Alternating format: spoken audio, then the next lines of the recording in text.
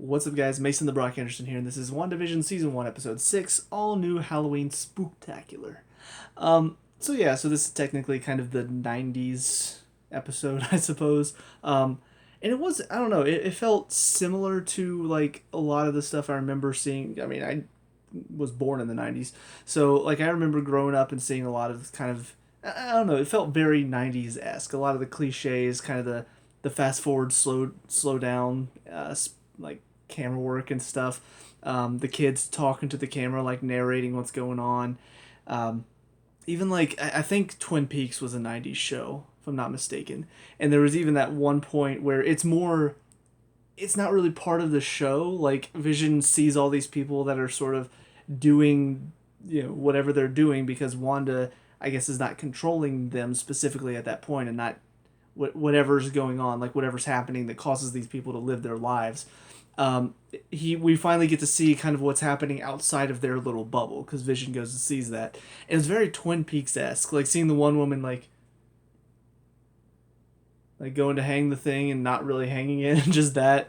And then he sees all these people that are just standing in Halloween suits but aren't moving because Wanda's not near them.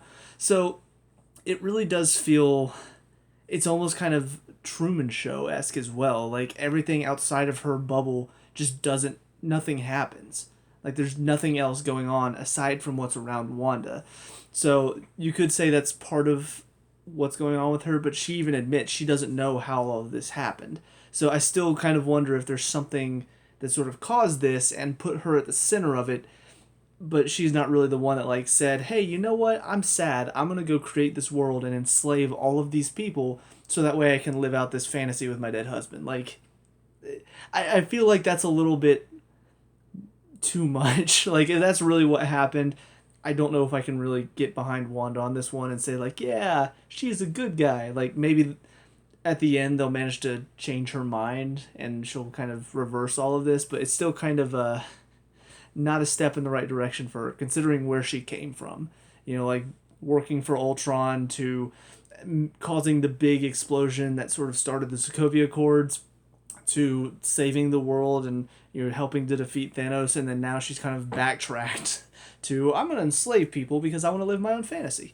That for me would be disappointing if that's really just what happened. So I really do think that there's something that helped her to come to this decision, like somebody or something, some powerful being that was sort of like, hey, what if you did this? Maybe a little bit of suggestion, or just put her in the middle of the situation, gave her the ability to control it, and she just doesn't want to stop because she actually enjoys it. So it's kind of a Stockholm syndrome type of thing. But yeah, so we do get a few more answers though.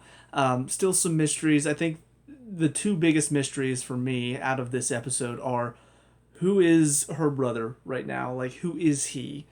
Because I don't know. I feel like at the end of last episode when he popped up, I wondered, was this going to be the MCU version of Quicksilver? Was this going to be the X-Men, the Fox version of Quicksilver? Like, what was his thing going to be? And it turned, we see he has the powers. But from his mind, it seems like he remembers being the MCU's version. Which kind of, I feel like the fact that it's somebody different, he looks completely different, I do kind of get the sense, what I was saying at the last review, where this could be just some random person that, for some reason, like whether he's just very similar, kind of a similar look or something like that, this new reality that she's created has now turned him. Like, we can see, apparently there are a ton of people that we've not even seen yet living in this Westview area.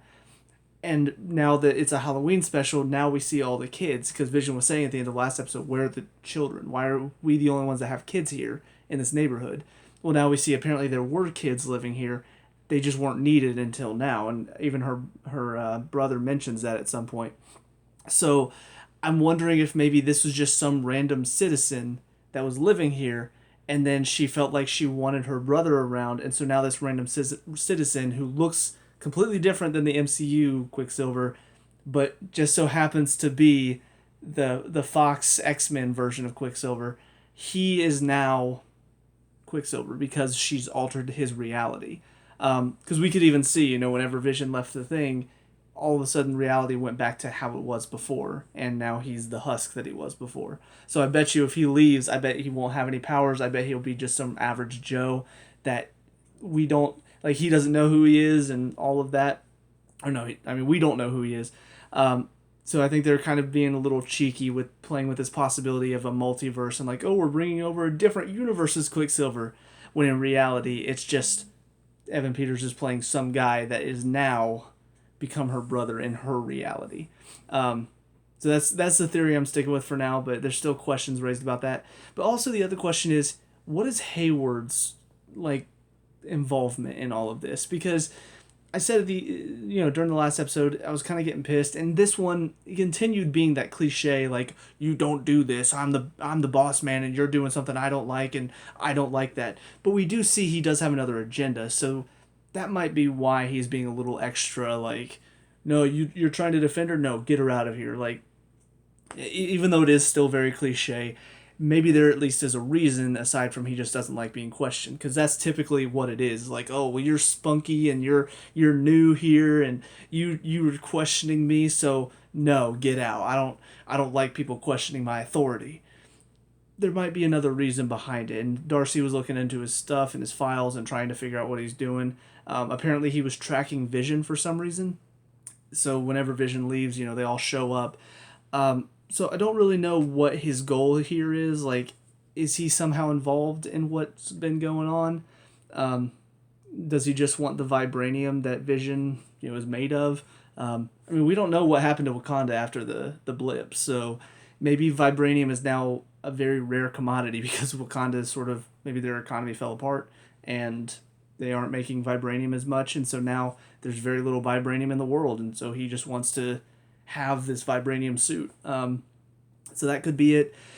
I'll definitely be curious to see if they have more of a reason going forward of why he's been so adamant to like keep them from, I guess, helping Wanda. Why he seems to want to take her out. So yeah, those are the two mysteries left. But some of the answers that we do get is we do see, again, I said she doesn't know why this all happened. Like, she knows she's in control of it. She knows she has the ability to control it. And even at the end, we see she now has expanded the hex. So now it's taking up more. And it was to, make sure that Vision stays alive, basically.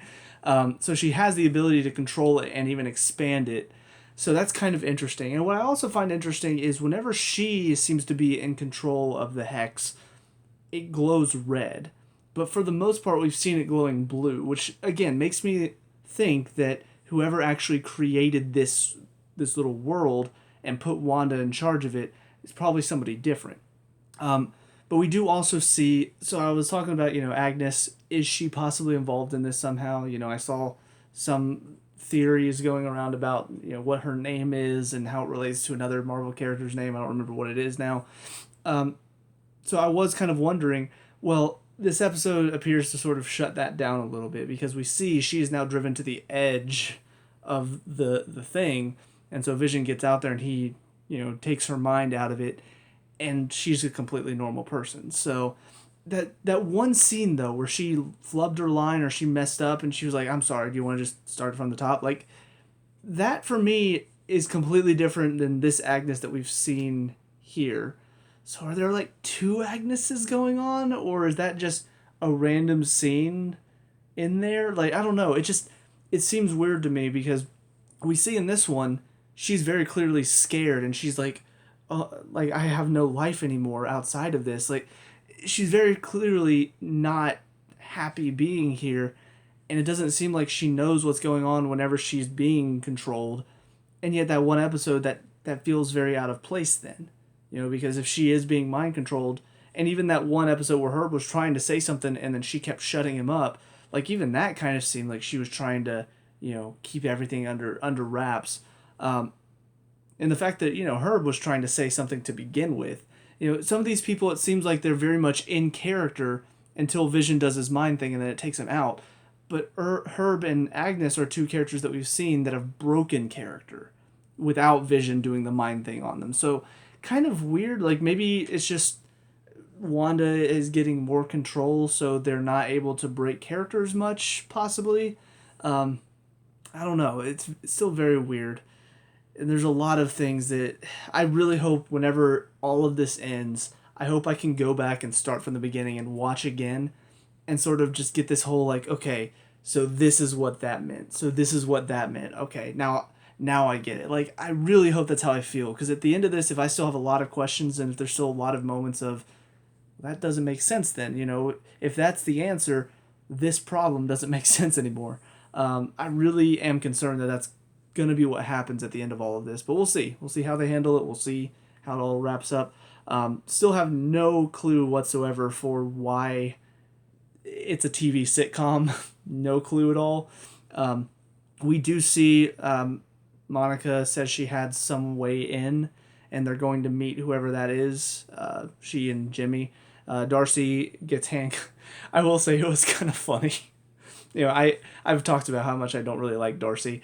It was kind of funny that they handcuffed her to the Jeep because she was trying to help Vision whenever he was falling apart. And then whenever Wanda expands it, the guys just run off and leave her there. For somebody who doesn't like Darcy's character, that was gold. But, so she gets sucked in now. Honestly, I feel like she should have been in it from the start. Because her character is basically, I mean, I know she had that sitcom Two Broke Girls.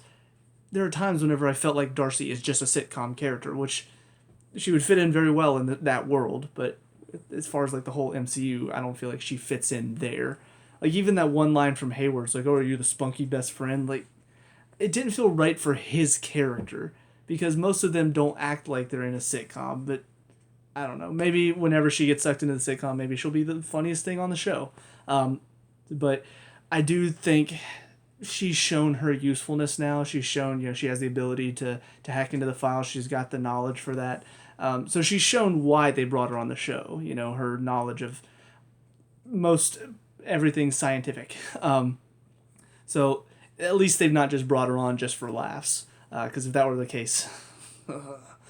But yeah, I think that's about all. I also be curious to find out why Pietro knows so much as well. There's still, like I said, there's still questions about him just in general. But there are moments when he's just like, yeah, I mean, bringing all of these people involved, like, that's pretty impressive, coming from back when you were just making people have nightmares and stuff. And then at the end, like, he really pisses her off. He's like, what? Your dead husband's not going to die twice. And then she, like, shoots him off to the side. So he seems to know a whole lot. And the people that have known a whole lot have been very limited. I'll be very curious to find out why he knows so much. And is there a reason behind any of that? I don't know. It's one of those shows that just raises a lot of questions. It answers some, but then raises more questions, then answers some of those, but then raises more.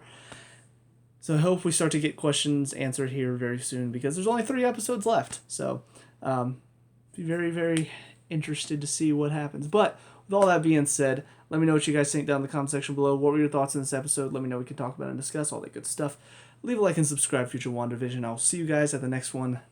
Peace out.